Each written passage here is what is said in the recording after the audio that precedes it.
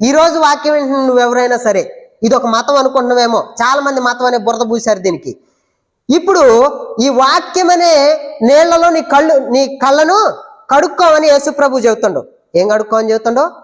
ఒక మతం అనే ముసుకుందేమో నీ కళ్ళకి, అంటే గుడ్డివాడిగా ఉన్నవేమో, మతం అనే ముసుగులో గుడ్డివాడిగా ఉన్నవేమో. పుట్టినప్పటి నుంచి, ఇప్పటి నుంచి కాదు, నీవు పుట్టినది మొదలుకొని గుడ్డివాడిగానే ఉన్నావు. ఎందుకని? ఇది మతం అనే భావన ఉంది. ఇక్కడికి వెళ్ళు. నువ్వు ఎక్కడికి వెళ్ళాలి? యేసుప్రభు అనే సిలోయాం అనే కోనేటి దగ్గరికి వెళ్ళు. ఇప్పుడు నువ్వు ఎవరి దగ్గరికి వెళ్ళాలంటే యేసుప్రభు వాక్యం అనే బైబిల్ దగ్గరకు వచ్చి నీ కళ్ళను కడుక్కోవాలి, శుభ్రంగా కడుక్కోవాలి.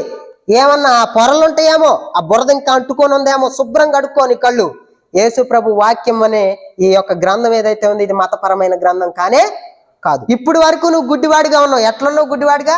ఇది ఒక మతం అని, లేకపోతే యేసుప్రభు ఒక మతస్థుడని,